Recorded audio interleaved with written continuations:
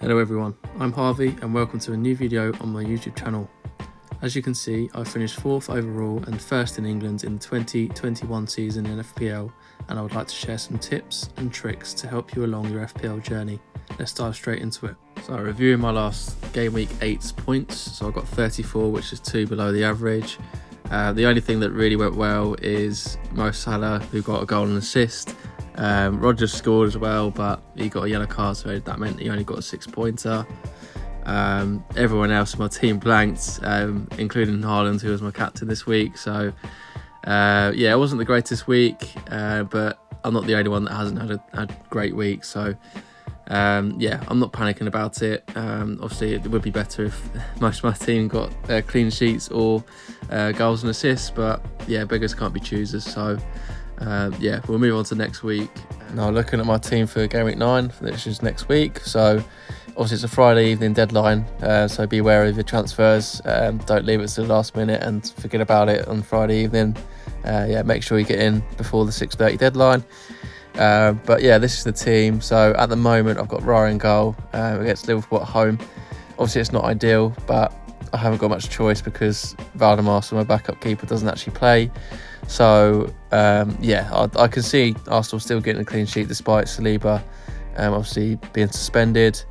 It's really disappointing since I brought him in, to be honest. But yeah, obviously he hasn't got a clean sheet against Leicester at home, Southampton at home and Bournemouth away, which I felt were bankers, the ones that couldn't fail, but they have failed with me. So yeah, I'm moving on to the future, but it's not worth a transfer in my opinion. He's up to 5.7 million now, and he's still cheaper than the likes of Gabriel and Saliba as nailed on defenders for Arsenal. So yeah, I'm still keeping him through this difficult fixture run, and it's actually worth noting that his difficult fixtures so far, he's actually came through with the most points. So Villa away, I class as a difficult fixture, he got 10-pointer. Tottenham away 9, and then obviously City away got 4. I think he got 9 saves, yeah, despite conceding 2 goals. So yeah, if you have him, I'll definitely keep him. He's not worth a transfer, but if you've got 5 free transfers saved up and he's the only one that you can see transferring out, then obviously that's when you'll consider that. But yeah, for me, he's just in there for this week. And then again, my defence is looking pretty cheap, but the fixtures aren't actually that bad. Also got Everton away with Robinson, got Brighton away with Nuri, and Konsa, hopefully he will start. He did start against his Champions League opponent, I can't remember who, but midweek, so he's obviously fit and ready for the weekend. So I'm banking on him starting against Bournemouth. And then as I've got Semenyo on the bench, I know you shouldn't think like this in FPL, but obviously he's a Bournemouth attacker, so if I've got him on the bench, then hopefully Konsa gets a clean sheet, just to yeah, hopefully get a few points from that fixture. But the rest of the team looks pretty decent. Obviously I've got Palmer against Newcastle at home, and yeah, they haven't been great defensively, so I can see him coming away with a goal and maybe more. And Wemo, my vice captain for this week, so he's got Ipswich at home. Yeah, if you haven't got him already, I think he's the closest player to being essential in FPL at the moment. He's just on pens, corners. Sometimes he's playing up front. Obviously Visser's back now, so that's probably not possible. But yeah, he's just been so talismanic so far this season.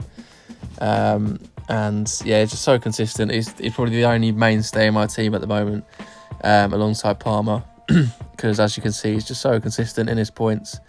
And yeah, obviously he will be the vice captain for this week, just because that fixture is so good, and Ipswich are without a few defenders as well. So if you haven't got HAALAND, I'll probably be tempted to captain Mbeumo in all honesty. But yeah, obviously as I've got HAALAND, he's going to be the captain for this week. Moving on to Rodgers, Bournemouth at home. Obviously he scored midweek against someone in the Champions League, I can't remember. But yeah, again, he's just so good for 5.4 million. It keeps creeping up in value actually, but yeah, he's just, even if you haven't got him at the moment, I think after the difficult 2 fixtures that you can see on the screen, Tottenham away and Liverpool away, I think he's well worth investing in. I've just got Salah, Arsenal away. it's not ideal to have a keeper and an attacker against each other, but when you've got Salah, I think you just play him in every fixture possible. Obviously, Arsenal are without Saliba, so the defence is a bit weakened. And again, he's just so consistent in FPL, and he always has been. So yeah, I haven't seen many people considering bringing him in this week. So yeah, it might be a little differential against the more engaged players, but yeah, he's in there. And then Calvert-Lewin, Fulham at home. He's just so frustrating to own. I saw something the other day where he's the striker that misses the most chances and fluffs his lines the most, which, yeah, just I can see why that's the case, because he's just putting up such good numbers. I mean, 0.27 isn't great against Everton, but against Leicester away, but yeah, 0.35 again, it's not too bad against Palace, who are a decent team. And then at Newcastle, 0.22, and then Ipswich away, which is 1.31. I mean, come on. He comes away with a blank, just playing 90 minutes, and he's had an expected goal and 0.31 more. So, yeah, I count myself a little bit unlucky rather, with DCL, but I think the returns are coming, and I'm just going to remain patient because I don't think it's worth a transfer out. If you haven't got Wissa, I might consider him for this week, just purely because he's back from injury. It might be too soon, in my opinion, to invest in him, but if you fancy a punt and you're fed up with the likes of DCL, him or Jimenez I'll recommend from Fulham, because their fixtures coming up are, again, really good. So yeah, they're around about the same price bracket as well. I think Vissa's 5.9 and Jimenez is 5.7, so yeah, definitely worth investing in, but it's not worth a transfer for me this week. And then moving on to Erling Haaland, obviously he's off the back of 2 goals midweek in the Champions League, so although he hasn't been in form recently and getting 3 blanks in the Premier League, I see him absolutely exploding against Southampton at home. And just to note as well, City don't actually have a backup striker, so he will be playing 90 minutes most games unless Pep roulette strikes again. But yeah, I think Southampton at home is the best fixture on the calendar, so I'm even tempted to triple captain him this week. I might just do so because I don't see there being that many double game weeks this season. There's rumoured to be around 2, maybe 3 with like a weather postponement or an extraordinary circumstance, but yeah, there's only going to be 2 double game weeks, which is, if you think about it, it's going to be used for your bench boost and free hit. So the triple captain is most likely going to be used in a single game week, and there isn't a better fixture than Haaland against Southampton at home. So yeah, I think I'm swaying towards triple captain this week, just because I want to gain those points that I lost against the game week 2 triple captainers when Haaland scored a hat-trick, I believe, against Ipswich, and he came away with a 17-pointer. Yeah, so yeah, maybe there's a bit of revenge that I'm seeking there, but yeah, for now I think he will be my triple captain. I'm sort of like 60-40 in terms of triple captain, so yeah, let's see what happens before the deadline. And then I've got Solanke. He's just so frustrating as well. He's like DCL at the moment, although he came away with an assist when I brought him in against Brighton away. Just in terms of the eye test, he's not doing well. He's dropping deep, he's linking up play, so he's doing well in a footballing perspective, but in terms of an FPL perspective, he's not attacking as well as I thought he might when I brought him in. As you can see, 0.11 goal involvements against West Ham, who have been shoddy really defensively this season, and obviously Spurs scored 4 goals, but if you're coming away with 0.11, that's quite disturbing really, considering they scored 4 goals. But yeah, I think it's just one to monitor at the moment. I'm not going to change my team and then take him out just because he hasn't scored in the last few.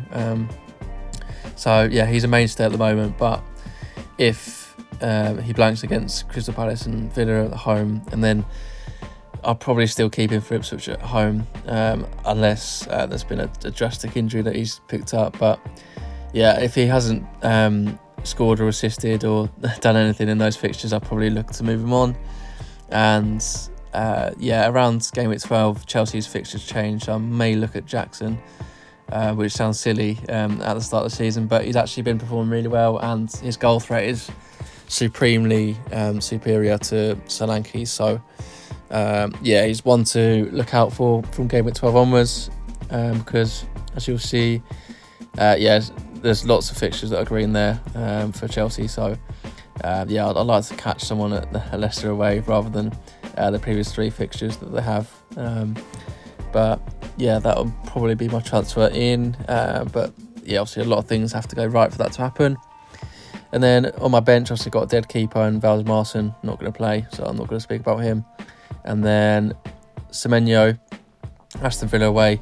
There's an argument for me to actually play him this week, but I just think my 7 other attackers have better fixtures.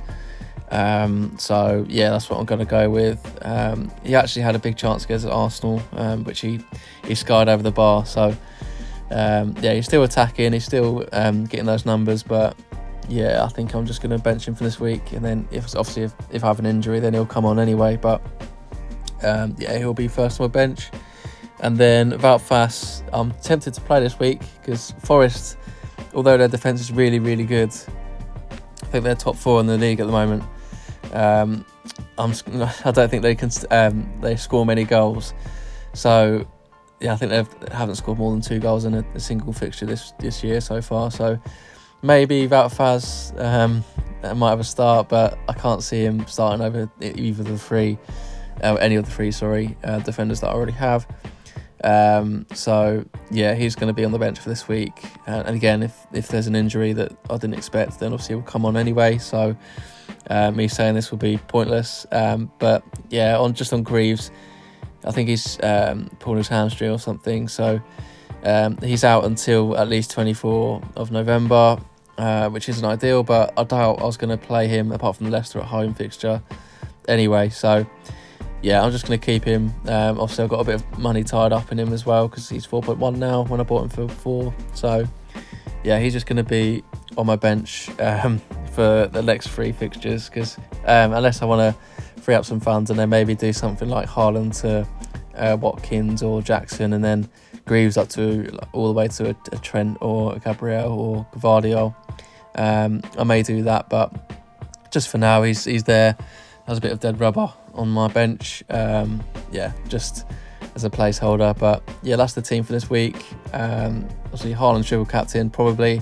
Again, I'm not convinced on that, but I'm more probably leaning towards that than not. So yeah, let's hope for a better game week this week, and I'll catch up next week. But if you like the video, please like, subscribe and comment on what to do next. See you in the next one.